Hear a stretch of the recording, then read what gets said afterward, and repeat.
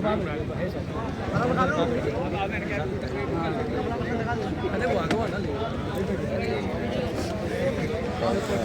عليكم ورحمة الله وبركاته.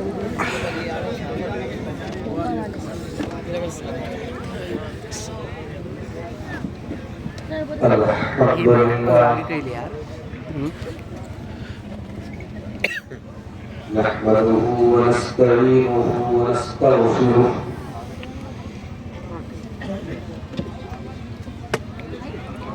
ونعوذ بالله من شرور أنفسنا ومن سيئات أعمالنا من يهده الله فلا مضل له ومن يضلل فلا هادي له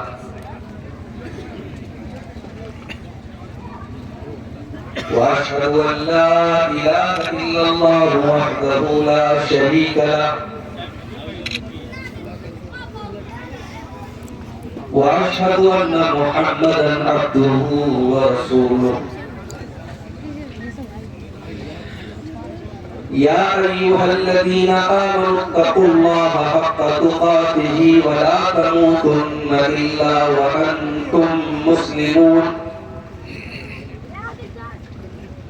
يا أيها الناس اتقوا ربكم الذي خلقكم من نفس واحدة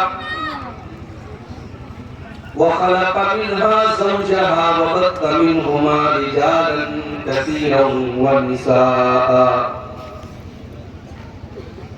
واتقوا الله الذي تساءلون به والأرحام إن الله كان عليكم رقيبا يا أيها الذين آمنوا اتقوا الله وقولوا قولا سديدا يصلح لكم أعمالكم ويغفر لكم ذنوبكم ومن يطع الله ورسوله فقد فاز فوزا عظيما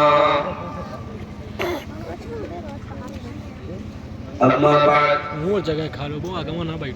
فإن خير الحديث كتاب الله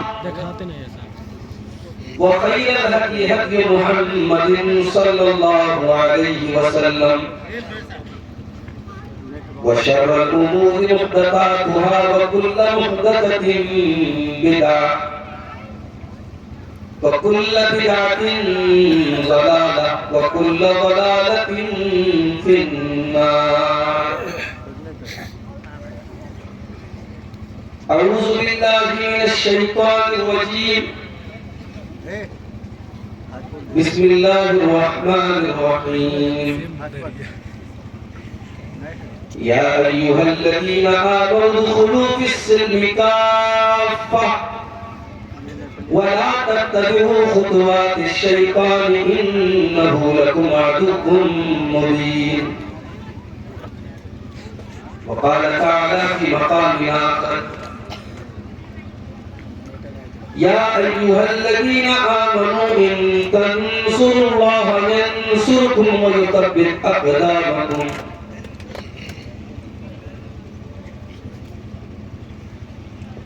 وہ شہر محبت جہاں مصطفیٰ ہے وہیں گھر بنانے کو دل چاہتا ہے. وہ سونے سے کنکر وہ چاندی سے مٹی نظر میں بسانے کو دل چاہتا ہے. جو پوچھا نبی نے کہ کچھ گھر بھی چھوڑا تو صدیق اکبر کے ہونٹوں پہ آیا. وہاں مال و دولت کی کیا ہے حقیقت جہاں جان لٹانے کو دل چاہتا ہے. وہ شہر محبت جہاں مصطفیٰ ہے وہیں گھر بنانے کو دل چاہتا ہے، جہاد محبت کی آواز گونجی، کہا حنظلہ نے یہ دلہن سے اپنی، جہاد محبت کی آواز گونجی، کہا حنظلہ نے یہ دلہن سے اپنی، اجازت اگر دو تو جام شہادت لبوں سے لگانے کو دل چاہتا ہے، وہ شہر محبت جہاں مصطفیٰ ہے، وہیں گھر بنانے کو دل چاہتا ہے۔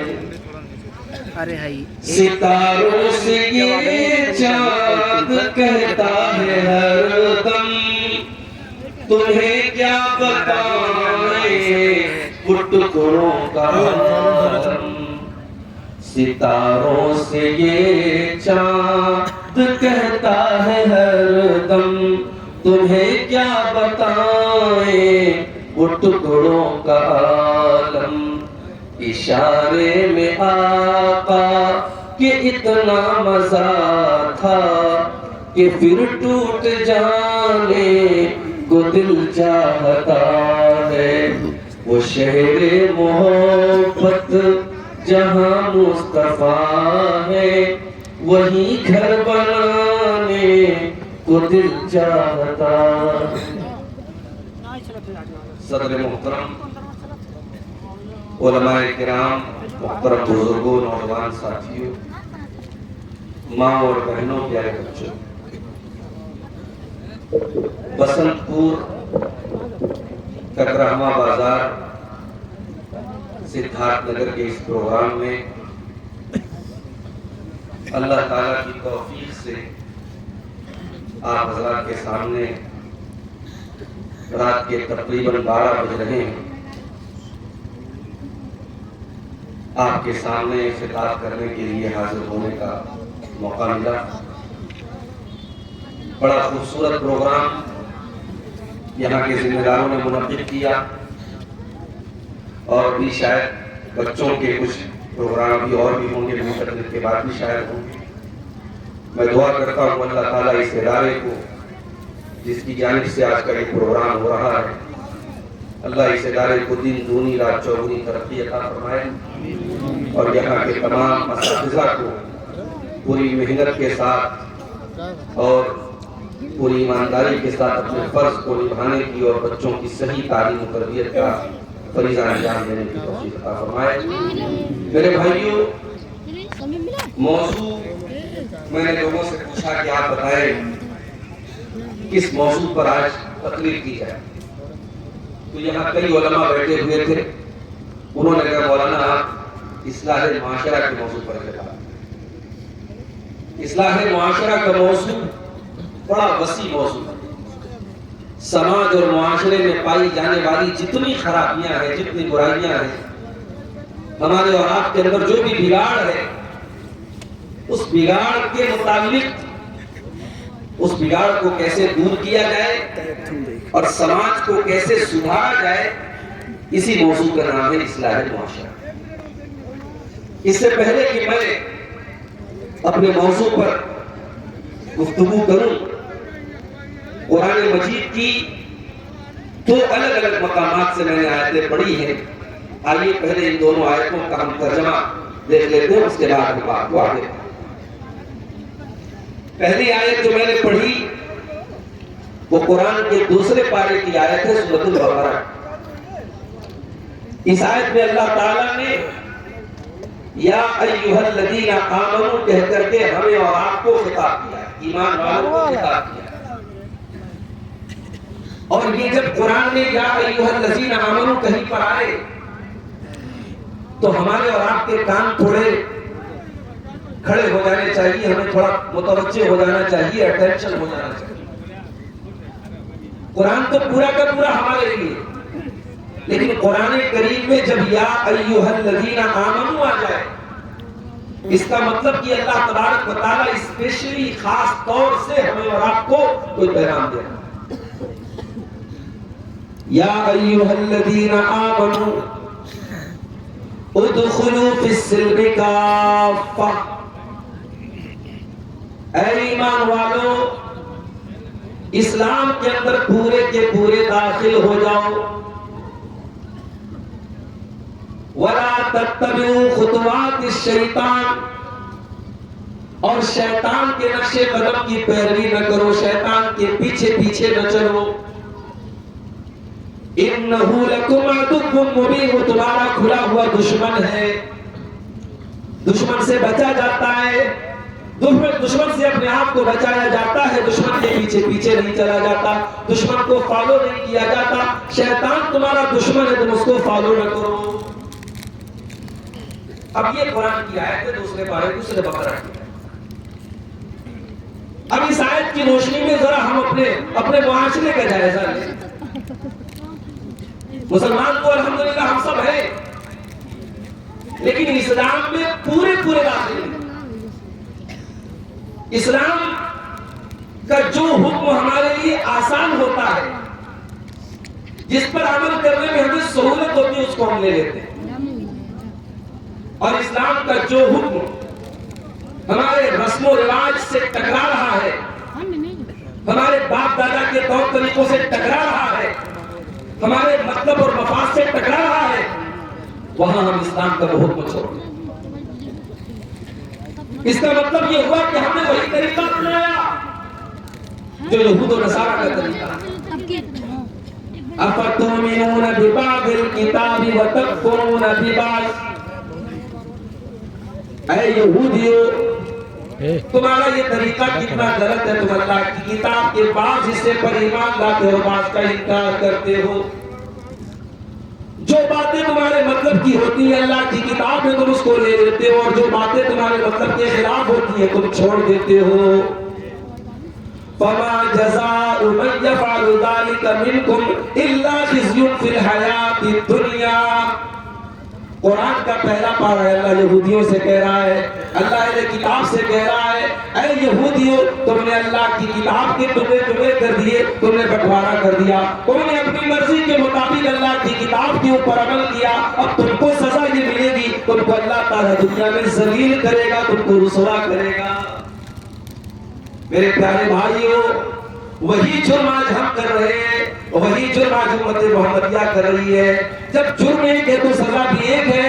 اور آج ہم دیکھ رہے ہیں پوری دنیا میں ہم ذلیل و خوار ہو رہے ہیں، ہندوستان کے اندر بھی ذلیل و خوار ہو رہے ہیں. فما جزاء من يفعل ذلك منكم الا خزي في الحياة الدنيا.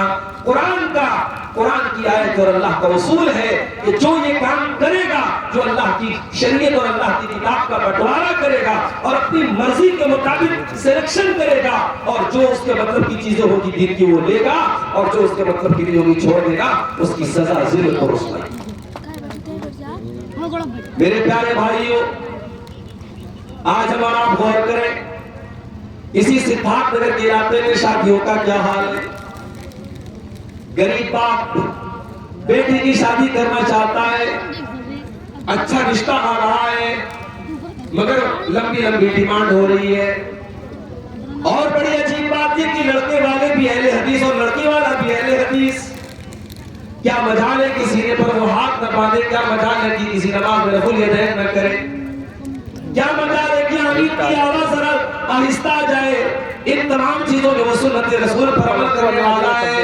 مگر شادی بیاہ کا معاملہ آتا ہے، بڑی گھٹائی کے ساتھ گاڑی کی ڈیمانڈ بھی کی جاتی ہے، کیش رقم کی ڈیمانڈ بھی کی جاتی ہے. لڑکی کا باپ اپنی زمین و جائیداد بیچ کر کے اس ڈیمانڈ کو پورا کر رہا ہے. اور یہ ڈیمانڈ پوری کرنے والا بھی اہل حدیث، اور جو ڈیمانڈ پوری کروا رہا ہے وہ بھی اہل حدیث. اور یہی وجہ ہے کہ آج سماج میں جس کو 2-3 بیٹیاں ہو گئے تو لوگ بڑی رحم کی نظروں سے دیکھتے ہیں. صاحب تو بیٹیوں کا کام.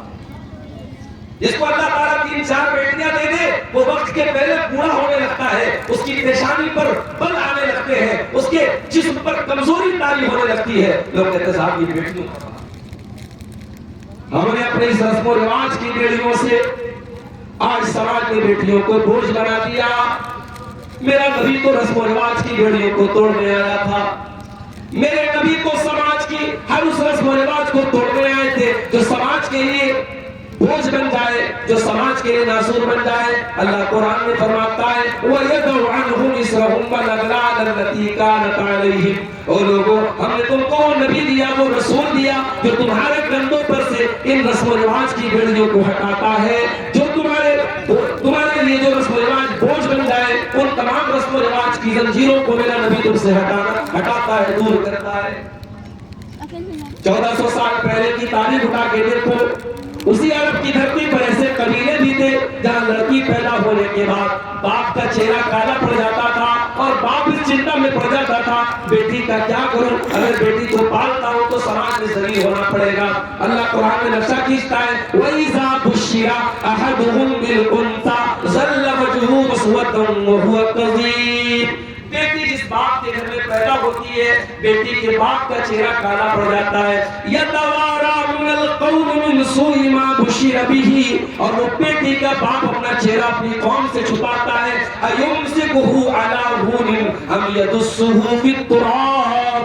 اس کے سامنے دو راستہ ہوتا ہے, اگر بیٹی کو پالتا ہے تو سماج والے تانا مارتے ہیں, سماج والے برا بھلا کہتے ہیں, اور دوسرا راستہ یہ ہوتا ہے کہ اپنی ہی بیٹی کو لے جا کر کے مٹی میں دفن کر دے. یہ دستور تھا, یہ عرب کے بعض قبیلوں میں دستور تھا کہ بیٹی پیدا ہونے کے بعد بیٹی کا باپ اپنے ہاتھوں سے بیٹی کا گلا دبا کے زمین پر دفن. محمد رسول اللہ صلی اللہ علیہ وسلم نے آ کر کے اس روایت کو ختم کیا. آپ نے دنیا والوں کو پیغام دیا بیٹی کو قتل کرنا, بیٹی کو مارنا یہ بہت بڑا گناہ ہے. آپ نے دنیا والوں کو قرآن دیا ہے, پڑھ کے سنائی وَإِذَا الْمَوْءُودَةُ سُئِلَتْ بِأَيِّ ذَنبٍ قُتِلَتْ. اے بیٹیوں کو قتل کرنے والے قاتلوں, کل قیامت کے دن اللہ سوال کرے گا, اس معصوم بچی سے پوچھے گا تیرے باپ نے جو تجھے مارا تھا تیرا اپرادھ کیا تھا, تیرا قصور کیا تھا, تیرا جرم کیا تھا, کیوں تیرے باپ نے تجھ کو مارا تھا. اللہ تعالیٰ اس بیٹی کے قاتل کو قیامت کے دن اس کے اس عمل کی سزا دے گا. آپ نے دنیا والوں کو پیغام سنایا بیٹی بوجھ نہیں ہے, بیٹی کلنک نہیں ہے, بیٹی مصیبت نہیں ہے, بیٹی تو رحمت بن کر کے آتی ہے. آپ نے پیغام سنایا من آل جاریتین حتی تبلغا, جس کو 2 بیٹیاں اللہ تعالیٰ نے دے دی اور ان 2 بیٹیوں کی اس نے اچھی پرورش کر لی, جا یوم القیامت یرا وہو کہاتین. آپ نے اپنی دونوں انگلیوں سے اشارہ کر کے فرمایا 2 بیٹیوں کا باپ قیامت کے دن اس حال میں آئے گا, وہ محمد رسول اللہ کے ساتھ ہوگا, وہ اپنے نبی کے ساتھ ہوگا, جیسے یہ دونوں انگلیاں ایک دوسرے کے ساتھ ہیں. بیٹیوں کا باپ تو اپنے نبی کے ساتھ آئے گا قیامت کے دن, جس نے بیٹیوں کی صحیح پرورش کی ہوگی, صحیح طریقے سے پالا ہوگا. بیٹی بوجھ نہیں ہے میرے بھائی, ہم نے بوجھ بنا. اور مجھے بہت افسوس ہوتا ہے, واللہ مجھے بہت افسوس ہوتا ہے. یہ سدھارتھ نگر کا علاقہ, یہ آپ کا علماء کا علاقہ ہے, اہل علم کی بستی ہے. یہاں سے لے کے مکہ تک یہاں کے علماء کا نام زندہ ہے. ہمارے اساتذہ میں اگر ہم نے 10 اساتذہ سے تعلیم حاصل کی تو اس میں 7 آپ کے اس علاقے کے ہیں. مگر آج اس علاقے میں جب ہم آتے ہیں اور سنتے ہیں ولی صاحب کا جہیز کا رواج بہت زیادہ ہے, یا لین دین کا رواج بہت زیادہ ہے, واللہ ہمارے کلیجے کٹتے ہیں, ہمیں تکلیف ہوتی ہے, ہمیں درد ہوتا ہے کہ علماء کی بستی میں, اہل علم کی بستی میں, مدارس کی بستی میں, جہاں اللہ والے پیدا ہوئے, جہاں بڑے بڑے علماء پیدا ہوئے, ہم اتنے سالوں میں ہم اس رسم و رواج کو, اس گندگی کو ختم نہیں کر پائے. ادخلوا فی السلم کافہ, اسلام میں پورے کے پورے داخل ہو جاؤ. جب تم نماز میں اسلام میں داخل ہو رہے ہو, جب تم مسجد میں پکے مسلمان ہو, تو شادی بیاہ میں اسلام کیوں ہمارے ذہنوں سے غائب ہو جاتا ہے میرے بھائیوں. اور شادی بیاہ کے موقع پر ہم اسلام کی تعلیم کو کیوں, رشتہ ناطہ کرنے کی بات آتی ہے, ہم رشتے ناطے میں کیا دیکھتے ہیں یہ بھی ذرا غور کر لینا. ہم تو سب سے پہلے یہ دیکھتے ہیں ہماری لڑکی, ہمارا لڑکا جس برادری کا ہے, سامنے والا سیم برادری کا ہے کہ نہیں ہے. خدا نہ خواستہ اگر ہماری برادری سے میچ نہیں کر رہا ہے, جتنا بھی دیندار ہو, جتنا بھی پڑھا لکھا ہو, جتنا بھی خوبصورت ہو, ہم قبول کرنے کو تیار نہیں ہیں. کیوں میرے بھائی؟ اگر کوئی کسی برادری سے تعلق رکھ رہا ہے, کوئی کسی برادری سے تعلق رکھ رہا ہے, کیا برادری کی بنیاد پر وہ اونچا ہو گیا اور کیا برادری کی بنیاد پر یہ نیچا ہو گیا؟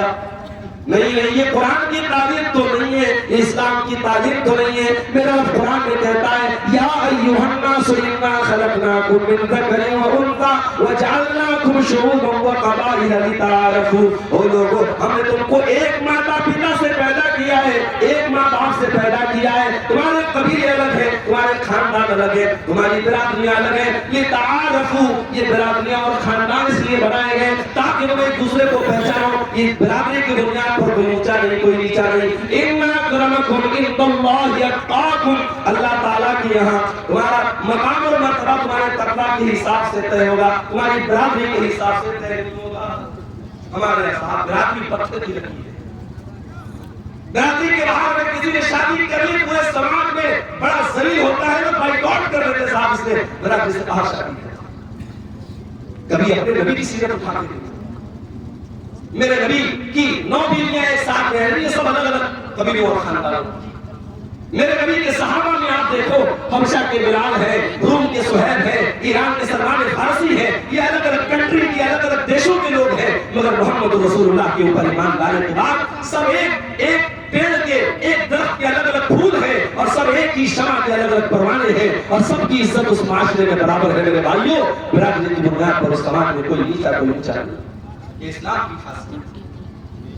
آج بھی آپ سعودی عرب کی دھرتی پر جا کے دیکھ لو، نماز کا ٹائم ہوتا ہے، اگر سعودی عرب کا اس مسجد حرم کے اندر، مسجد حرام کے اندر اگر جھاڑو لگانے والا صفائی کرمچاری بھی نماز مسلمان ہے وہ، اور نماز کا ٹائم ہے، اس کے بغل میں اس سے سٹ کر کے سعودی عرب کا سب سے بڑا پیسے والا کروڑ پتی انسان بھی کھڑا ہوتا ہے، وہ یہ کہہ کے اس کو نہیں ہٹا سکتا چلو تم صفائی کرمچاری تو نہیں۔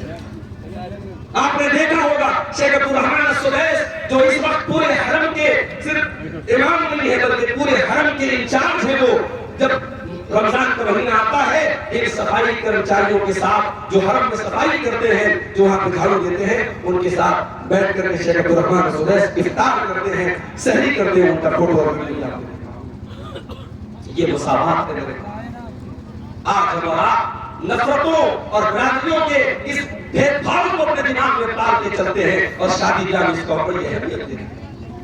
میں یہ نہیں کہتا اگر آپ کو اپنی برادری میں اچھا رشتہ مل رہا ہے ٹھیک ہے، آپ اس کو ترجیح دیجئے، مگر برادری کو پتھر کی لکیر سمجھنا اور اگر کوئی دوسری برادری میں دیندار رشتہ مل رہا ہے اس کو ٹھکرا دینا، یہ میرے بھائیو اسلام کا مزاج نہیں ہے۔ اللہ کے پیارے نبی فرماتے ہیں اذا خطب الیکم ممن ترضون دینہ وخلقہ، جب تمہاری بچی کے لیے ایسا رشتہ مل جائے، لڑکا دیندار ہے، لڑکا بااخلاق ہے، فزوجوہ، تو تم اپنی لڑکی کی شادی اس سے کر دو، اپنی لڑکیوں کی شادی اس دیندار لڑکے سے کر دو۔ اگر تم نے ایسا نہیں کیا تکن فتنۃ فی الارض وفساد عریض، اللہ کے پیارے نبی فرماتے ہیں زمین کے اندر بہت سارا فتنہ اور فساد پھیل جائے گا۔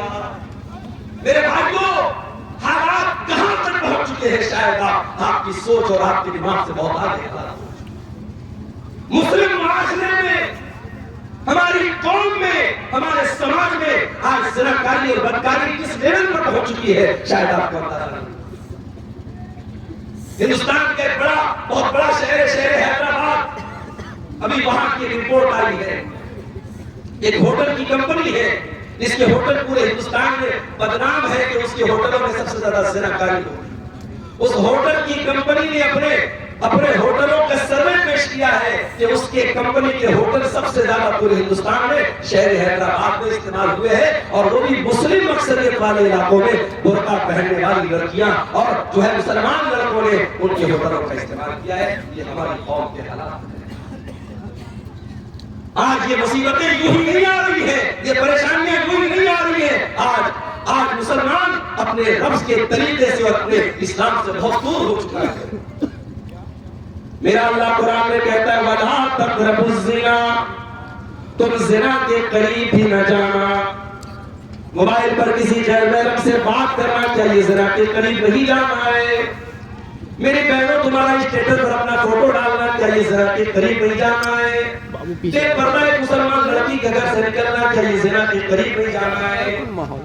بڑے بڑے اسکولوں، کالجوں اور یونیورسٹیوں میں جوان لڑکیوں کا ساتھ میں پڑھنا، کیا یہ زنا کے قریب نہیں جانا ہے؟ قرآن کہتا ہے زنا کرنا تو بڑی دور کی بات ہے، وَلَا تقربوا الزنا، تم زنا کے قریب بھی نہ جانا، انہ کان فاحشۃ وساء سبیلا، یہ بڑا گندا کام ہے، بڑا برا راستہ ہے۔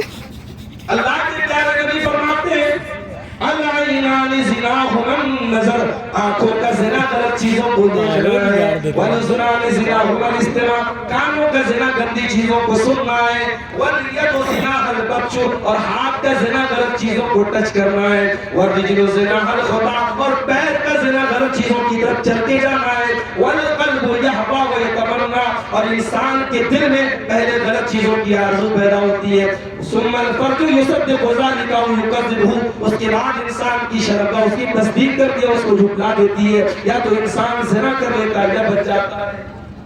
پہلے اپنی آنکھوں کو زنا سے بچاؤ میرے بھائی۔ یہ دن رات جو موبائل استعمال ہو رہا ہے، آپ کو اندازہ نہیں ہے اس موبائل نے آپ کیا گل کھلا ہے۔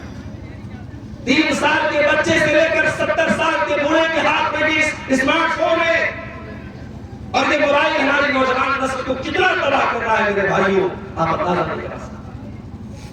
آج ہمارا نوجوان جب اسٹیٹس پر کوئی فوٹو ڈالتا ہے یا فیس بک پر کوئی فوٹو ڈالتا ہے، آج تو ماشاءاللہ ایسے ایسے کیمرے آ گئے ہیں، گورا کالا گورا بن جائے، بدسورت خوبصورت بن جائے، جوان بوڑھا جوان لگنے لگے، آج تو کیمرے اور فلٹر کا دور ہے، ایسے ایسے فلٹر آئے ہیں، ہمارا نوجوان اپنے فلٹر کیے ہوئے فوٹو کو فیس بک پہ ڈالتا ہے، واٹس ایپ پہ ڈالتا ہے، اسٹیٹس لگاتا ہے، اور پھر ہر منٹ پہ چیک کرتا ہے کتنے لوگوں نے مجھے لائک کیا، میرے اسٹیٹس کو کتنے لوگوں نے دیکھا، میری فیس بک کی پوسٹ کو کتنے لوگوں نے لائک کیا۔ کاش اتنی فکر ہمیں اس بات کی ہو جاتی کہ اللہ ہمیں لائک کر رہا ہے، کاش ہمیں اس بات کی فکر ہوتی کہ قیامت کے دن ہمارا پروردگار جب ہماری فیس بک ہمارے زندگی کے اکاؤنٹ کا، جب ہمارے پورے زندگی کا کچا چٹھا کھولے گا، اس اکاؤنٹ میں ہم نے جو غلطیاں کی ہوں گی اس کا کیا ہوگا۔ اللہ قرآن میں فرماتا ہے وَكُلَّ إِنسَانٍ أَلْزَمْنَاهُ طَائِرَهُ فِي عُنُقِهِ وَنُخْرِجُ لَهُ يَوْمَ الْقِيَامَةِ كِتَابًا يَلْقَاهُ مَنشُورًا، ہر انسان کا نام اعمال ہم قیامت کے دن اس کی گردن میں لٹکا دیں گے، ہر انسان کا نام اعمال اللہ تعالیٰ اس کی گردن میں لٹکا دے گا، اور اللہ کہے گا اقرأ کتابک کفیٰ بنفسک اليوم علیک حسیبا، اے میرے بندے یہ تیری کتاب ہے، یہ تیرا نام اعمال ہے، یہ تیری زندگی بھر کا کچا چٹا ہے، تو خود بتا دے تیرے ساتھ کیا ہونا چاہے۔ آج تو سوشل میڈیا استعمال کرنے والا دوسروں کے بارے میں جج بن جاتا ہے، اپنے بارے میں وکیل بن جاتا ہے، دوسروں کی چھوٹی چھوٹی باتوں پر سیدھے جنت و جہنم کا فیصلہ کرتا ہے، اور اپنی ہر برائی کے لیے وکیل بن جاتا ہے۔ قیامت کے دن اللہ تعالیٰ ہمیں ہمارا جج بنا دے گا، اللہ خود کہے گا اپنی کتاب کو پڑھ لو اور بتا دو تمہارے ساتھ کیا ہونا چاہیے۔ میرے بھائیوں دنیا والوں کے لائک کے چکر میں مت پڑو، اللہ ہمیں لائک کرے گا، کرے اس کی ہو سکتا ہے دنیا میں ہم نے فلٹر کر کے اپنا فوٹو ڈال دیا، دنیا والوں نے بہت لائک کر لیا، لیکن اگر ہمارا عمل خراب ہے، ہمارا کریکٹر خراب ہے، ہمارا ایمان کمزور ہے، اللہ قرآن میں کہتا ہے وَوُجُوهٌ يَوْمَئِذٍ عَلَيْهَا غَبَرَةٌ تَرْهَقُهَا قَتَرَةٌ أُولَئِكَ هُمُ الْكَفَرَةُ الْفَجَرَةُ، میرے بندو تم نے دنیا میں جتنا بھی اپنے چہرے کو خوبصورت بنایا ہوگا، جتنا بھی فلٹر کر کے اپنے چہروں کو تم نے خوبصورت اور چمکدار بنا لیا ہوگا، میرے بندو قیامت کے دن کچھ لوگوں کے چہرے کالے کلوٹے ہوں گے، بڑے بھیانک ہوں گے، بڑے گرد و غبار سے اٹے ہوئے ہوں گے، بڑے کالے ہوں گے، بڑے بھیانک ہوں گے، فرمایا اولئک هم الکفرۃ الفجرہ، یہ کافروں کے چہرے ہوں گے، یہ فاسق و فاجر لوگوں کے چہرے ہوں گے، یہ بدکار لوگوں کے چہرے ہوں گے، یہ اللہ کے نافرمان لوگوں کے چہرے ہوں گے۔ اس دن کی فکر کرو میرے، زندگی کا کوئی بھروسہ نہیں ہے، کون سا ایکسیڈنٹ، کون سا بیماری، کون سی بیماری، کون سا واقعہ موت کا بہانہ بن جائے ہم نہیں جانتے۔ ایسا نہیں صرف 70 سال والوں کے جنازے اٹھ رہے ہیں، 20 سال 25 سال والوں کے جنازے اٹھ رہے ہیں۔ میرے پیارے ساتھیوں قرآن آپ کو آواز دے رہا ہے ادخلوا فی السلم کافہ، اسلام کے اندر پورے کے پورے داخل ہو جاؤ، ولا تتبعوا خطوات الشیطان، شیطان کے نقش قدم پہ نہ چلو۔ آج ہمارا نوجوان پیسہ کمانے کی انتھی دور میں مبتلا ہے۔ ابھی آئی پی ایل شروع ہونے والا ہے، جیسے ہی آئی پی ایل شروع ہوتا ہے مسلمانوں کے علاقوں میں سٹے بازی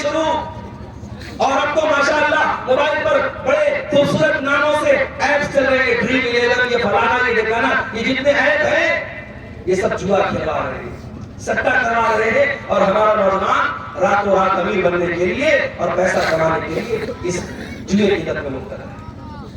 میرے پیارے نوجوان ساتھیوں, حرام پیسہ تم کما بھی لوگے اور وہ حرام کا پیسہ تمہارے گھر میں آئے گا, تمہارے بیوی بچوں کو, تمہارے گھر والوں کو اگر وہ حرام کا لقمہ تم اپنے گھر والوں کو کھلاؤ گے. اللہ کے نبی فرماتے ہیں مَا نَبَتَ لَحْمٌ مِّن سُحْتٍ, جس جسم کی پرورش حرام کمائی سے ہوگی فَالنَّارُ أَوْلَىٰ بِهِ, وہ جسم جہنم کی آگ میں ڈالا جائے گا.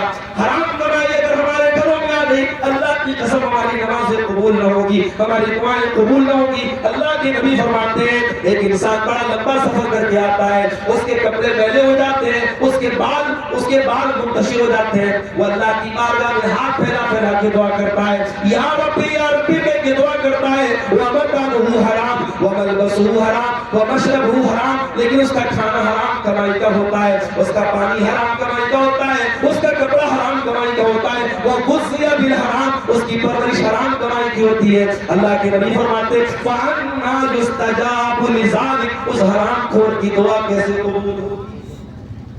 حرام کھانے کے بعد ہماری دعا قبول نہیں ہوگی.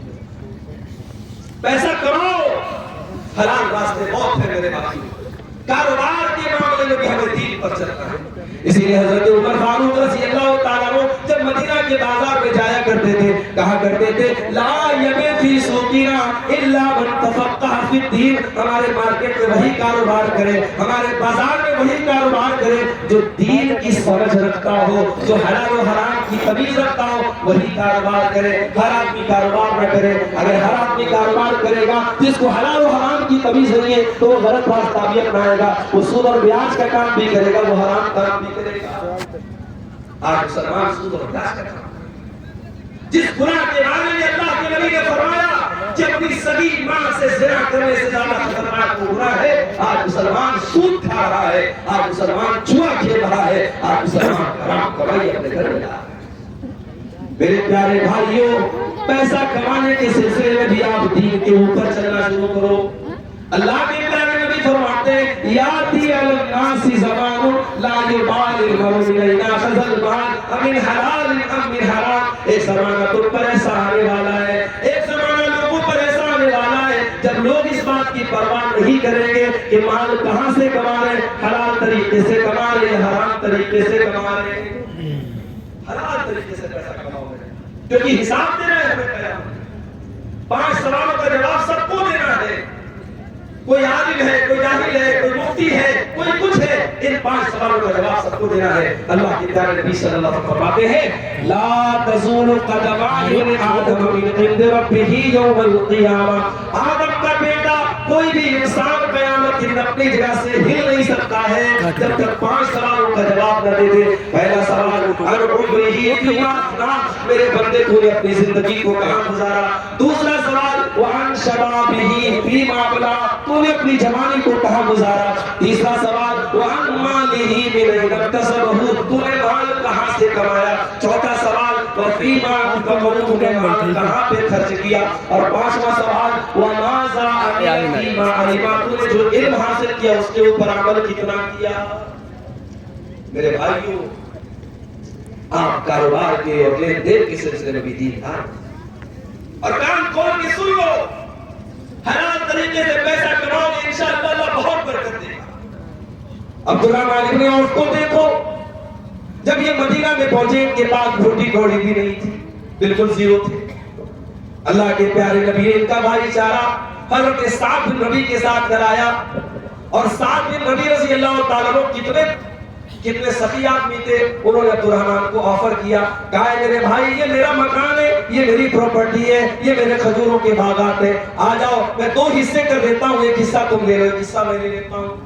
آئے عبدالرحمن, یہ میری 4 بیویاں ہیں, تم کسی ایک بیوی کو پسند کر لو, میں طلاق دے دیتا ہوں, اور عدت گزر جانے کے بعد تم نکاح کر لینا, تمہیں رشتہ یہاں ملنا مشکل ہے. اے عبدالرحمن, تم میری کسی ایک بیوی سے نکاح کر لو. بیوی کی قربانی دینے کو تیار, اپنا آدھا گھر دینے کو تیار, اپنی آدھی پراپرٹی دینے کو تیار. میرے پیارے بھائیوں, ان کی جگہ ہم اور آپ ہوتے سوچ کہ فری میں مل رہا ہے، مفت میں مل رہا ہے، جلدی سے لے لو. لیکن عبد الرحمن بڑے خوددار انسان تھے. انہوں نے کہا بارک اللہ لک فی اہلک و مالک، اے میرے بھائی سعد بن ربیع، اللہ تیرے مال میں اور برکت دے، اللہ تیرے پریوار میں اور برکت دے. اے سعد بن ربیع، مجھے تیرا مال نہیں چاہیے، مجھے تیری پراپرٹی نہیں چاہیے. دلونی علی سوق، اے سعد بن ربیع مجھے مارکیٹ کا پتہ بتا دو، بازار کا پتہ بتا دو. اور بازار میں جاتے ہیں حضرت عبد الرحمن بن عوف، اور حدیث کے الفاظ ہیں پنیر کا اور گھی کا کاروبار شروع.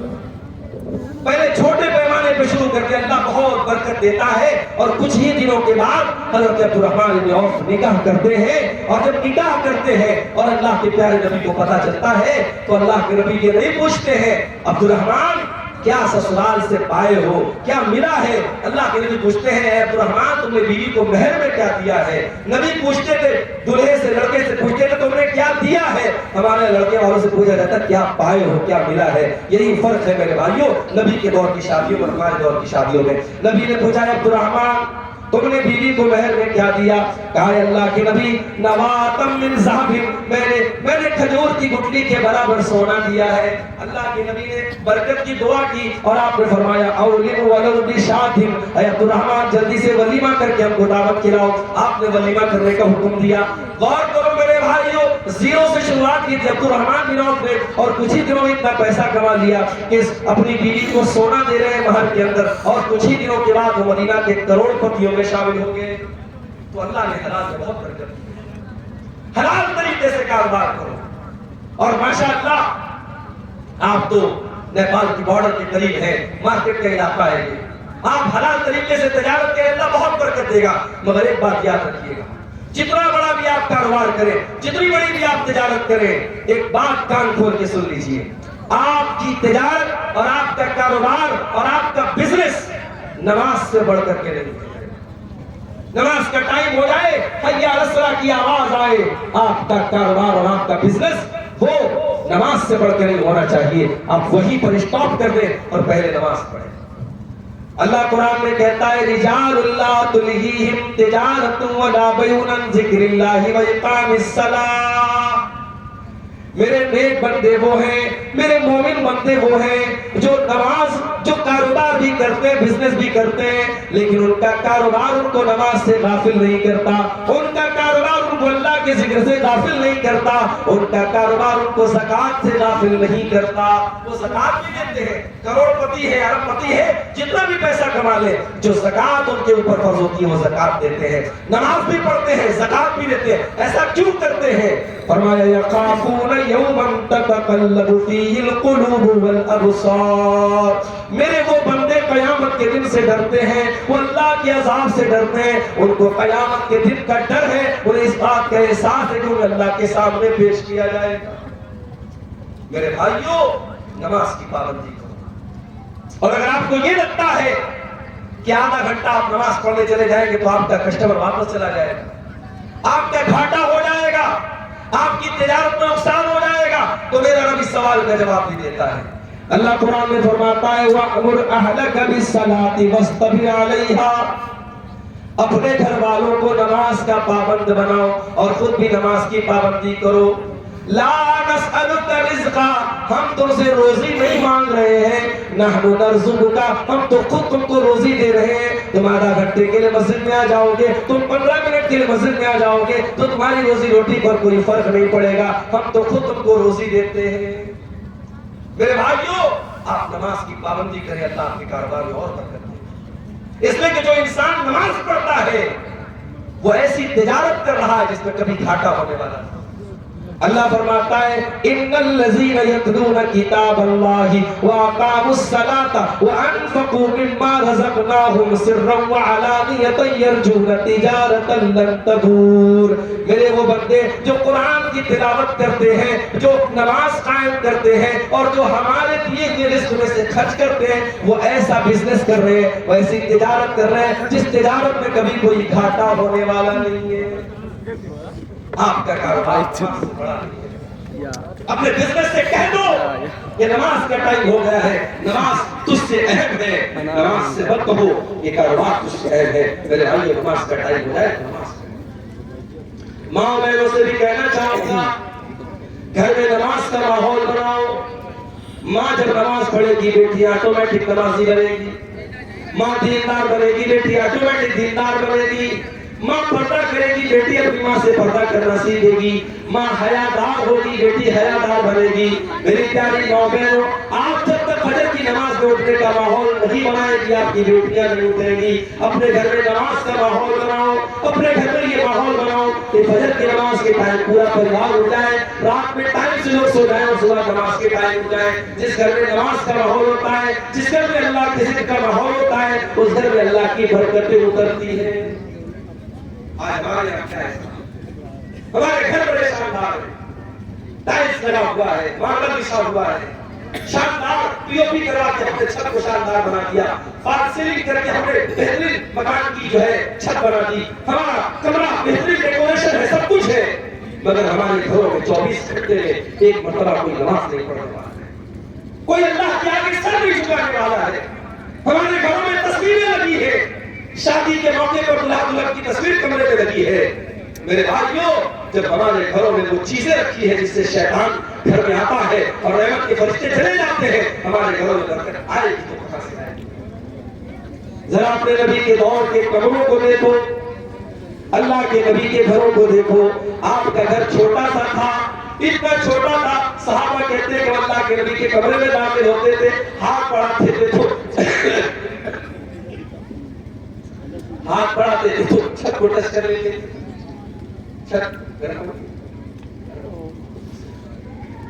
چھت کو ٹچ کر لیتے تھے, چھت کی ہائٹ اتنی کم تھی, مٹی کا فرش تھا, کھجور کے تنے کے پلرز تھے, چھوٹے چھوٹے کمرے تھے میرے بھائیوں میری ماں اور کوئی فرنیچر نہیں, کوئی مسئلہ نہیں.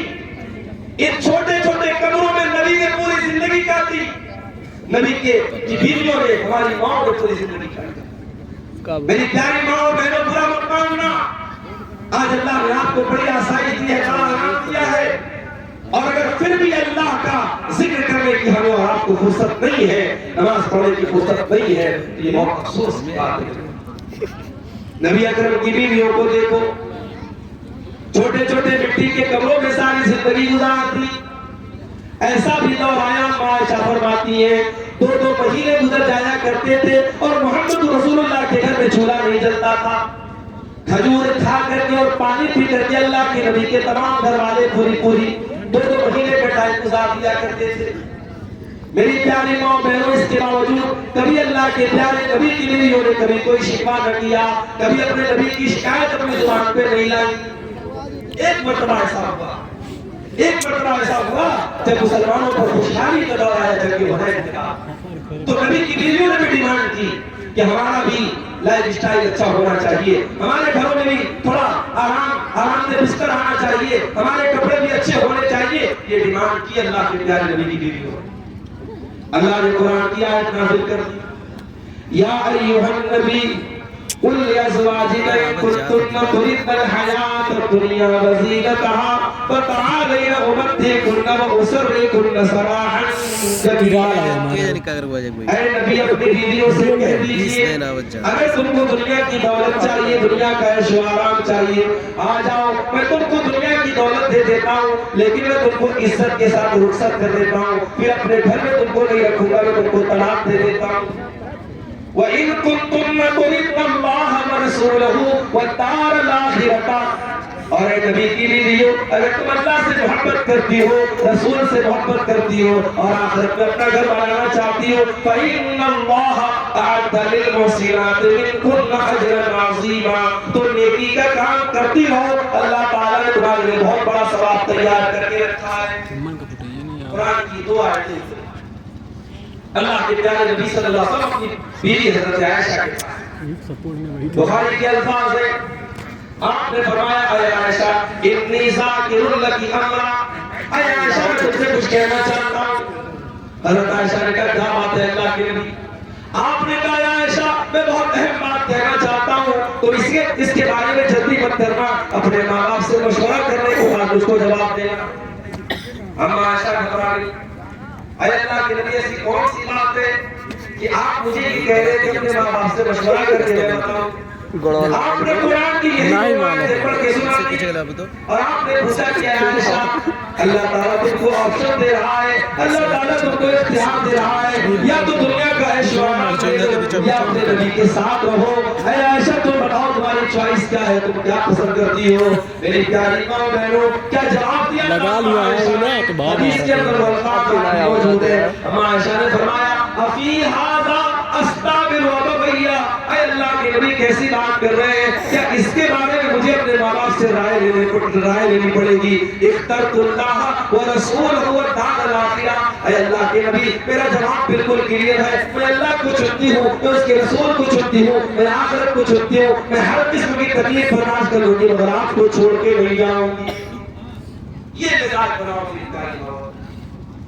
شوہر اگر حلال طریقے سے پیسہ کما رہا ہے اور کچھ آپ کے شوق اور ارمان پورے نہیں ہو پا رہے تو صبر سے کام لو، لیکن شوہر کو مجبور نہ کرو کہ وہ حلال کا راستہ اپنی زندگی میں قرار پیدا کرو۔ میری پیاری ماں اور بہنوں آج ہماری زندگیوں سے قرار ختم ہو۔ اللہ کے پیارے نبی فرماتے ہیں قد افلح من اسلم ورزق کفافا وقنعه اللہ بما آتا۔ تین چیزیں جس کو اللہ تعالیٰ دے دے وہ کامیاب ہو گیا، تین چیزیں جس کے اندر پیدا ہو جائے وہ کامیاب ہو گیا۔ من اسلم جو اسلام میں آیا وہ مسلمان ہو گیا، ورزق کفافا اور اللہ تعالیٰ نے اس کو اتنی روزی دی، برابر سرابر روزی دے دی، زیادہ پراپرٹی نہیں بنا سکا، زیادہ پیسے نہیں بچا سکا، بس آرام سے کھا پی رہا ہے۔ وَقَنَّعُ اللَّهُ بِمَا آتَا اور جتنا اللہ نے دیا اس کے اوپر وہ قناعت کر رہا ہے، وہ شکوہ نہیں کر رہا ہے، وہ ناشکری نہیں کر رہا ہے۔ یہ تین نعمتیں جس کو مل گئی اللہ کے نبی فرماتے بہت بڑا کامیاب انسان ہے۔ قناعت نکل گئی ہماری زندگی سے، لالچ آ گیا ہمارے ہر انسان کے دماغ میں کہ اور مل جائے اور مل جائے، یہ اور کی بھوک کبھی مٹنے والی نہیں ہے میرے بھائی۔ اسی لیے اللہ کے نبی فرماتے لو کان لابن آدم وادیان من ذهب، اگر آدم کے بیٹے کو سونے کے دو پہاڑ دے دیے جائے لبتغى ثالثا تو آدم کا بیٹا تیسرے پہاڑ کو بھی تلاش کرے گا، دو سے اس کا پیٹ نہیں بھرے گا۔ میرے بھائیو قناعت پیدا کرو۔ پیسہ کمانے کے سلسلے میں بھی آپ کو دین پر چلنا ہے۔ میرا رب قرآن میں کہتا ہے ادخلوا فی السلم کافہ، اسلام میں پورے آج ہمارا نوجوان نشے کی لعنت میں کرتا ہے، مسلم نوجوان شراب پی رہا ہے، مسلم نوجوان حرام چیزوں کا سیون کر رہا ہے۔ آج گٹھا کے پیکٹ پر اور سگریٹ کے پیکٹ پر آپ نے دیکھا ہوگا خطرناک پھیپھڑے کی تصویر بنی رہتی ہے اور لکھا رہتا ہے ٹوبیکو کازز کینسر، تمباکو کے استعمال سے کینسر ہوتا ہے۔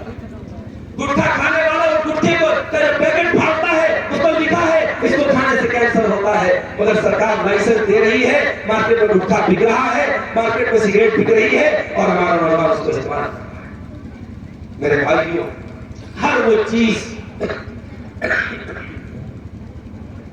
چیز جو آپ کے بدن کو نقصان، جو آپ کے جسم کے لیے نقصان دہ ہو، وہ چیز حرام ہے آپ کے۔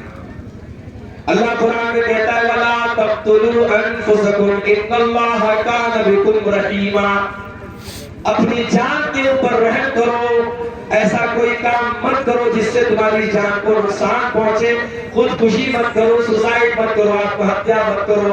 اللہ تم پر بہت مہربان ہے، اللہ نہیں چاہتا کہ تم اپنی جان کو ہلاکت میں ڈالو۔ او گٹکا کھانے والوں، او کھیلی کھانے والوں، او سگریٹ پینے والوں، اس میں نشہ ہے یا نہیں اس بحث کو چھوڑ دو۔ یہ سگریٹ، یہ گٹکا، یہ تمباکو تمہارے جسم کو برباد کر رہا ہے، اور میرا رب قرآن میں کہہ رہا ہے وَلَا تَقْتُلُوا أَنفُسَكُمْ، تو اپنے آپ کو قتل نہ کرو۔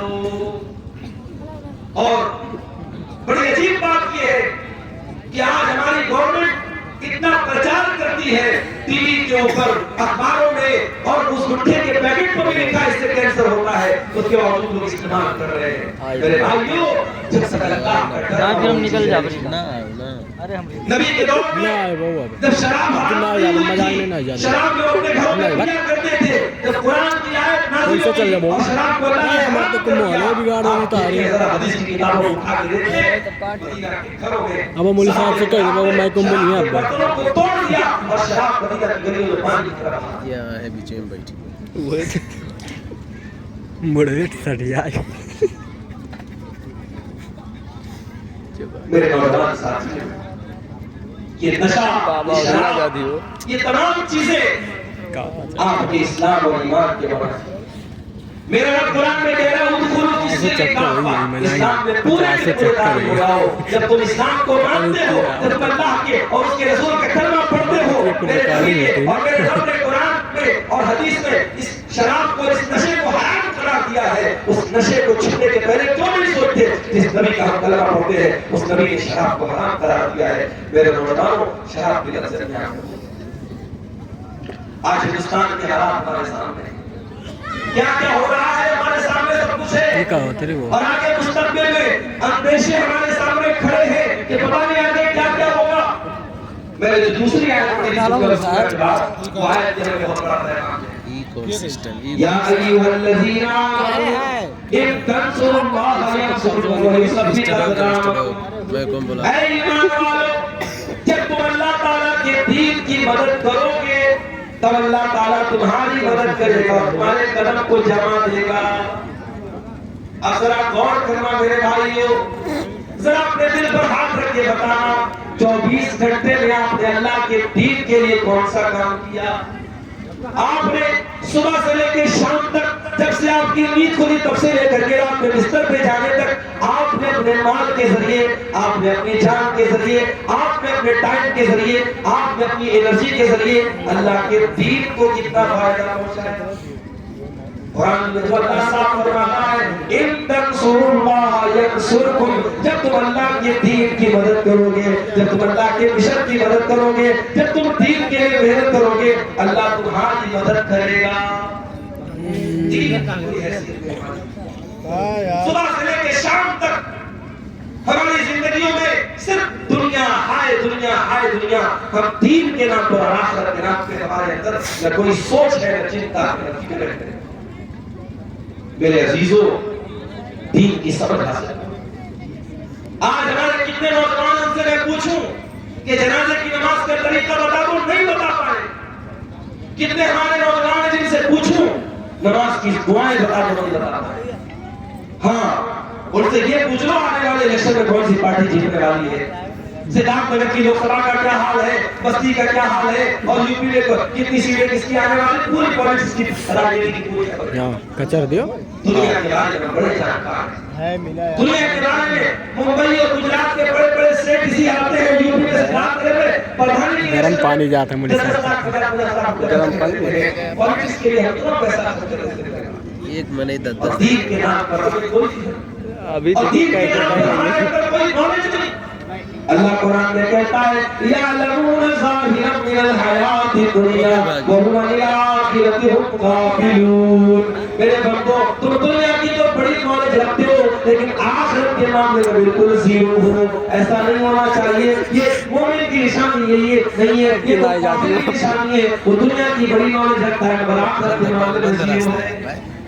اس آیت کی تفسیر میں امام حسن بصری رحمۃ اللہ علیہ فرماتے ہیں کہ بعض لوگ اتنے عقل مند ہوتے ہیں کہ اپنے ناخن پر وہ سونے کا سکہ رکھ کے بتا دیں کہ اس کا وزن کیا ہے۔ اتنے ماہر ہوتے ہیں، اتنے قابل ہوتے ہیں کہ اپنے ناخن پر رکھ کے وہ دینار کا وزن بتا دیں گے، لیکن 2 رکعت نماز ان سے کہہ دو وہ نہیں پڑھائیں گے۔ 2 رکعت یوٹیوب میں نہیں پڑھ سکتی ہے، دنیا کی بڑی نالج ہے میرے بھائیوں۔ ایسا بابو میں کہتا ہوں اپنے بچوں کو اچھے اسکول میں پڑھاؤ، اپنے سدھارتھ نگر کے اپنے علاقے کے بڑے بڑے اسکول میں بچوں کو پڑھاؤ، اور آپ کا بیٹا دین کی بنیادی باتوں سے واقف ہو۔ ہماری قوم کو اچھے ڈاکٹروں کی بھی ضرورت ہے، ہمارے قوم کو وکیلوں کی بھی ضرورت ہے، ہماری قوم کو انجینئروں کی بھی ضرورت ہے، ہماری قوم کو IAS آفیسرز کی بھی ضرورت ہے، مگر ہم بھی چاہتے ہیں ہماری قوم کا بیٹا جب وکیل بنے، جب جج بنے تو وہ مسلمان ہو، اسلام کا جانکار ہو، قرآن و حدیث کی موٹی موٹی باتوں کو جانتا ہو، تاکہ جب وہ جج بنے تو انصاف کے ساتھ فیصلہ کرے، جب وہ وکیل بنے تو سچائی کے لیے لڑے، جب وہ ڈاکٹر بنے تو صرف مریض کی جیب سے پیسہ نکالنا اس کا مقصد نہ ہو بلکہ انسان کی خدمت کرنا اس کا مقصد ہو۔ میرے بھائیوں، اپنے بچوں کو دین کی تعلیم دو، اپنی بچیوں کو دین کی تعلیم دو۔ آج حالات کہاں تک پہنچ گئے میرے بھائی؟ ہمارے اسی اتر پردیش کے بریلی شہر میں 8 سال تک مدرسے میں پڑھنے والی لڑکی مرتد ہو جاتی ہے، اسلام کو چھوڑ کر کے اپنے پریمی کے ساتھ اپنے غیر مسلم عاشق کے ساتھ جا کر کے شادی کرتی ہے اور اس کے مذہب میں داخل ہوتی ہے اور اخبار میں نیوز آتی ہے مدرسے کی چھاترا میں مدرسے کی پڑھی ہوئی لڑکی نے اسلام دھرم کو چھوڑا اور کیا ہمارے سر شرم سے نہیں کہ ہمارے دل میں یہ فکر پیدا ہوئی کہ یہ حالات کیوں پیدا ہو رہے کہ ہمارا ایمان اتنا کمزور ہو گیا ہماری بچیوں کا ایمان اتنا کمزور ہو گیا کہ سوشل میڈیا پر اور فیس بک پر اور واٹس ایپ پر کسی نے محبت کے چند بول دیے اور یہ اپنے باپ کی اپنے ماں کی عزت کو نیلام کر کے اور اپنے مذہب کو چھوڑ کے اس کے ساتھ بھاگ جاتی ہے کہیں نہ کہیں تو پانی مر رہا ہے کہیں نہ کہیں تو پانی مر رہا ہے کہیں نہ کہیں ہماری تربیت میں کوتاہی ہے کہیں نہ کہیں ہماری تربیت میں کمی ہے اللہ کے واسطے اپنے پریوار سے محبت کرتے ہیں اپنے بچوں سے پیار کرتے ہیں ان بچوں کے لیے آج سدھارتھ نگر کے کتنے لوگ بمبئی میں کام کرتے ہیں گجرات میں کام کرتے ہیں کیوں کام کرتے ہیں اپنے وطن کو اپنے گاؤں کو چھوڑ کے کیوں وہاں جاتے ہیں اسی لیے کہ ہمارے بال بچوں کو چین کی روزی ملے ہمارے پریوار کو سکون کی روزی ملے اپنے بچوں کے عیش و آرام کے لیے ہم پردیس چلے جاتے ہیں انڈیا سے لوگ دبئی اور سعودی چلے جاتے ہیں اتنی قربانی دیتے ہیں میرے بھائی کیا یہ پریوار یہ بیوی یہ بچے کل جہنم کی آگ میں جلیں گے اور ہم گواہ کرتے ہیں کیا آپ یہ پسند کریں گے آپ کا بیٹا آپ کی بیٹی کل اسلام کو چھوڑ کر کے مرتد ہو جائے جس بیٹی کو آپ نے بچپن سے لے کے جوانی تک پالا تھا پوسا تھا جس کے ایک شوق اور ارمان پورے کیے تھے وہ بیٹی آپ کی آنکھوں کے سامنے اسلام کو چھوڑ کے جہنم کا کوئلہ بن جائے آپ پسند کریں گے اپنے بچوں کی عقیدے کی فکر کرو میرے اپنے بچوں کے ایمان کی فکر کرو اپنے بچوں کی توحید کی فکر کرو ابراہیم علیہ السلام کو دیکھو ابراہیم علیہ السلام جب اپنے بچے اسماعیل کو اور جب اپنی بیوی ہاجرہ کو جب مکہ میں چھوڑ کے جانے لگے آسمان میں ہاتھ اٹھا کے کیا دعا کی انہوں نے وَجْنُبْنِي وَبَنِيَّ أَن نَّعْبُدَ الْأَصْنَامَ اے اللہ تو میرے بچوں کو میری اولاد کو شرک سے بچانا بت پرستی سے بچانا اے اللہ میری اولاد میرے اللہ کو چھوڑ کے غیر کے در پہ سر جھکانے لگے کہیں مشرک نہ بن جائے کہیں کافر نہ بن جائے کہیں بت پرست نہ بن جائے میرے بھائیوں اگر ابراہیم علیہ السلام جیسا پیغمبر اپنی اولاد کے عقیدے کی چنتا کر رہا ہے تو ہمیں اولاد کو تو اور زیادہ چنتا اور فکر ہونی چاہیے اپنے بچوں کی عقیدے کی فکر کرو ماں سے کہنا چاہتا ہوں کہتے ہیں ماں کی گود جو ہوتی ہے بچے کا پہلا مدرسہ ہوتی ہے اور عربی کا شاعر کہتا ہے الام مدرسۃ اذا اعددتها اعددت الشیء الطیب الاعراق یہ ماں جو ہوتی ہے وہ اپنے آپ میں اسکول ہوتی ہے ایک مدرسہ ہوتی ہے اگر آپ نے سماج کو ایک اچھی ماں دے دیا آپ نے ایک اچھی نسل دے دیا میرے بھائیوں میری ماں اور بہنوں آج آپ سوچئے آپ کی سوچ کیا ہے آج کتنی عورتیں ہیں ان کو دین کی کوئی نالج نہیں اور گاؤں کے ہاتھ میں جہاں مسجدوں میں جمعہ کی نماز ہوتی ہے بات کرنا یہ علماء کی نظری ہے یہ علماء کی بستی ہے مگر میں نے دیکھا سدھارتھ نگر کے علاقوں میں اور بستی کے علاقوں میں کہ مسجدوں میں جمعہ کی نماز میں عورتوں کا انتظام نہیں ہے کیوں نہیں ہے میرے بھائی کہ آپ کے پاس پیسے کی کمی ہے کہ آپ کے پاس وسائل کی کمی ہے معاف کرنا سال میں ایک بار جلسہ کرا لینے سے اور یہ عورتوں کو بلا لینے سے دین کی سمجھ نہیں آ جائے گی آپ ہر مسجد میں جہاں جمعہ کی نماز ہوتی ہے آپ محنت کر کے کوشش کر کے آپ وہاں عورتوں کا انتظام کیجیے اور اپنی بہو بیٹیوں کو اپنی جوان بیٹیوں کو اپنے لڑکیوں کو بھی جمعہ کی نماز میں شامل کیجیے ان کو لے کے آئیے تاکہ سال میں 52 جمعہ کا خطبہ ہوگا اور آپ کی بہن بیٹی 52 مرتبہ وہ جمعہ کا خطبہ سنے گی وہ دین کو سیکھے گی دین کی بہت ساری باتوں کو جانے گی اور بہت ساری لڑائی سے بچے گی آج ہماری عورتیں دین کو موجود ہے بھائیوں ہم اس پر بھی کام کریں ان تنصروا اللہ ینصرکم ویثبت اقدامکم جب اللہ کے دین کے لیے محنت کرو گے اللہ تمہاری مدد کرے گا آج ہندوستان کے حالات آپ دیکھیں اور ایسی چیزیں ہمارے سامنے آتی ہیں رونا آتا ہے رونا آتا ہے کہ ظلم کو ظلم نہیں کہہ سکتے آپ غلط کو غلط بھی نہیں کہہ سکتے زبان کو سن لیجئے قلم کو روک لیجئے جذبات کو قابو میں کیجئے حالات اس لیول پر پہنچ چکے ہیں میرے بھائیوں اس کے بعد بھی اگر مسلمان نہیں سدھر رہا ہے اور اپنے دین اور ایمان کی فکر نہیں کر رہا ہے اگر اس کے بعد بھی مسجدوں میں ہماری نمازوں کی تعداد نہیں بڑھ رہی ہے اور ہماری برائیوں میں کمی نہیں آ رہی ہے تو پھر میرے بھائیوں ہمیں آپ کو اس سے بھی برے انجام کے لیے تیار رہنا چاہیے اللہ نے قرآن میں فرمایا ظہر الفساد فی البر والبحر بما کسبت ایدی الناس، خشکی میں اور تری میں، سمندر میں اور زمین پر جہاں پر بھی تم کو کوئی فساد اور بگاڑ نظر آ رہا ہے وہ انسان کے کرتوت کا نتیجہ ہے۔ میرے بھائیو، آج ہمیں اور آپ کو اپنے اعمال پر نظر ڈالنی چاہیے، لیکن ایسا تو نہیں کہ جو ہمارے غلط کام کیے ہیں ان کی پاداش میں اللہ۔ میرے بھائیو، اصلاح معاشرہ کا موضوع بہت وسیع ہے، سماج کے کون سے پہلو کو آپ کے سامنے رکھا ہے۔ آج ہماری عورتوں کی بات کرے گی، آج آپ دیکھیں شادی کا موقع آتا ہے، ایک شوہر اپنی بیوی کو ڈریس لے کے آتا ہے مارکیٹ میں، بیوی نے لہنگا پسند کیا، بیوی نے فراق پسند کیا، بیوی نے گاؤن پسند کیا، شوہر دیکھ رہا ہے گاؤن ایسا ہے، لہنگا ایسا ہے، بیوی کی پوری آستین کھلی ہے، بیوی کا پیٹ نظر آ رہا ہے، بیوی کی پیٹ نظر آ رہی ہے، شوہر کوئی اعتراض نہیں کرتا ہے، سوچتا ہے چلو فیشن کرو ہے، 5000 6000 کا لہنگا ہے، 6000 کی ڈریس بیوی کو دے جاتا ہے، بیوی شادی میں تیار ہو کر کے وہ ڈریس پہن کے کہاں نہیں تمہارے مردوں کی غیرت، کہاں نہیں باپ کی غیرت جو بیٹی کو ایسی ڈریس دلا رہا ہے، کہاں نہیں شوہر کی غیرت جو بیوی کو ایسی ڈریس دلا رہا ہے۔ ایسے ہی عورتیں بے حیا نہیں ہوئی ہیں، اکبر الہی نے بڑی سچی بات کہی تھی، بے پردہ نظر آئی کر جو چند بیویاں، اکبر زمین غیرت قومی سے گڑ گیا، پوچھا جب ان سے آپ کا پردہ ہو کیا ہوا، کہنے لگی کہ عقل پہ مردوں کے پڑ گیا۔ جب مردوں کی عقل پہ پردہ پڑ جاتا ہے، جب مردوں کی غیرت گھاس چرنے چلی جاتی ہے، اس قوم کی بیٹیاں بھی بے غیرت ہو جاتی ہیں۔ اللہ کے واسطے اپنی غیرت کو بچا کے رکھو۔ اسلام بڑی غیرت والا دین ہے، اسلام بڑی شرم و حیا والا دین ہے۔ ارے اسلام تو یہ ایسا دین ہے کہ اللہ قرآن میں ایک عورت کو دوپٹہ کیسے رکھنا ہے۔ کبھی آپ ٹرین میں سفر کریں، کبھی کبھی حیرت ہوتی ہے، مسلمان لڑکی ہے، مسلمان عورت ہے، اور وہ کس طریقے کا ڈریس پہن کے سفر کر رہی ہے۔ اللہ قرآن میں عورت کو دوپٹہ رکھنے کا طریقہ بھی بتاتا ہے، فرمایا وَلْيَضْرِبْنَ بِخُمُرِهِنَّ عَلَىٰ جُيُوبِهِنَّ، اے مسلمان عورتوں، اپنے باپ کے سامنے، اپنے بھائی کے سامنے، اپنے بیٹے کے سامنے، اپنے داماد کے سامنے، جو تمہارے لیے محرم رشتہ دار ہے، ان کے سامنے بھی جب تم رہنا تو دوپٹے کو گریبان پہ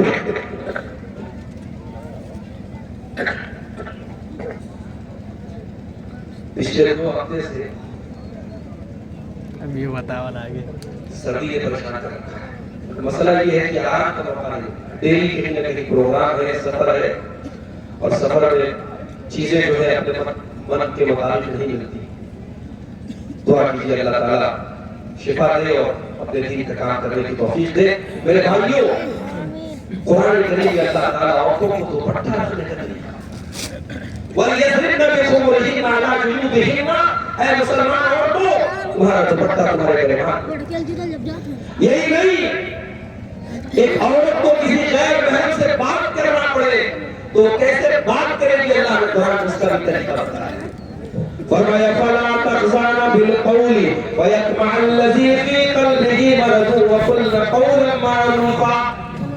اے مسلمان عورتوں، جب تمہیں کسی غیر مرد سے بات کرنے کی ضرورت پڑے تو تم ایسے طریقے سے بات کرو کہ تمہاری آواز میں لچک نہ پیدا ہو جائے، نرمی نہ ہو، تمہارا انداز کڑک ہو، کڑک انداز میں بات کرو کسی غیر مرد سے۔ اس کے بعد فرمایا وَقَرْنَ فِي بُيُوتِكُنَّ وَلَا تَبَرَّجْنَ تَبَرُّجَ الْجَاهِلِيَّةِ الْأُولَىٰ، اے مسلمان عورتوں تم اپنے گھروں میں عزت کے ساتھ رہا کرو۔ تمہاری ایسا نہیں ہوگی تمہارا گھر ایک اچھی ماں بنو، ایک اچھی بیٹی بنو، ایک اچھی بیوی بنو، ایک اچھی بہن بنو۔ تمہارا کام گھر کو سنبھالنا ہے۔ ہاں، اگر گھر سے کسی ضرورت سے نکلنا پڑے وَلَا تَبَرَّجْنَ تَبَرُّجَ الْجَاهِلِيَّةِ الْأُولَىٰ، تو دور جاہلیت کی طرح بند کر کے، صبر کر کے، میک اپ کر کے اپنے آپ کو نمایاں کر کے نہ نکلا۔ میری ماں اور بہنوں، میں آپ سے 4 کام کرنے کی بات کر رہا ہوں، صرف 4 کام اگر کوئی مسلمان عورت کر لے، اللہ کے نبی نے فرمایا وہ جنت میں جائے گی، اور جنت ہی میں نہیں جائے گی بلکہ جنت کے جس دروازے سے چاہے وہ جنت میں جا سکتی۔ صرف 4 کام۔ ایما امرأة اذا صلت 5، جو عورت 5 ٹائم کی نماز کی پابندی کرے، وصامت شهرها رمضان کا روزہ رکھے، وأطاعت زوجها، اپنے شوہر کی اطاعت کرے، اپنے شوہر کی بات مانے۔ اب یہاں تھوڑا رک جائے، بعض عورتوں کو دیکھا گیا رات میں تہجد پڑھتی ہے، صبح بیٹھ کر کے قرآن پڑھتی ہے، بڑی دیندار ہے، بڑی پردے والی ہے، جلسے میں جاتی ہے، ہر تقریر سنتی ہے، لیکن شوہر سے گھر سے باہر تک نہیں کرتی، شوہر کو اپنی انگلیوں پہ نچاتی ہے، شوہر کو اپنا غلام بنا کے رکھتی ہے۔ صحیح بات ہے۔ کان کھول کر کے سنو میری پیاری ماں اور بہنوں، ایک شادی شدہ عورت صرف نماز پڑھے، قرآن پڑھے، روزہ رکھے، تقریر سنے، دینداری اس کا نام نہیں ہے۔ ایک شادی شدہ عورت اگر اپنے آپ کو دیندار بنانا چاہتی ہے، اگر جنت کا حقدار بنانا چاہتی ہے، ایک شادی شدہ عورت کی یہ بھی ذمہ داری ہے وہ اپنے شوہر کو خوش رکھے، اپنے شوہر کی بات مانے، اور اگر میں اور کھل کے بولوں، اپنے شوہر کے لیے میک اپ کرے، اپنے شوہر کے لیے سجے، اپنے شوہر کے لیے اچھے کپڑے پہنے، اپنے شوہر کے لیے سورے، یہ بھی ایک شادی شدہ عورت کی ذمہ داری ہے۔ اللہ کے نبی کے پاس ایک عورت آتی ہے کسی کام سے، اللہ کے پیارے نبی صلی اللہ علیہ وسلم پوچھتے ہیں اللہ کی زوج انتی کیا تو شادی شدہ ہے؟ کہتی ہے ہاں اللہ کے نبی شادی شدہ ہوں۔ آپ پوچھتے ہیں اپنے شوہر کے ساتھ کیسے سلوک کرتے ہیں؟ کہتی ہے اللہ کے نبی میں اپنے شوہر کے ساتھ بہت اس کی خدمت کرتی ہوں، اس کی اطاعت کرتی ہوں، میں کوئی کوتاہی نہیں کرتا۔ اللہ کے پیارے نبی نے کیا فرمایا؟ آپ نے فرمایا فانظری اینما انت منہ، اے خاتون تو دیکھ لے تو اپنے شوہر کے ساتھ کیسا سلوک کر رہی ہے، فإنما هو جنت ونار، تیرا شوہر ہی تیری جنت ہے، تیرا شوہر ہی تیری جہنم ہے۔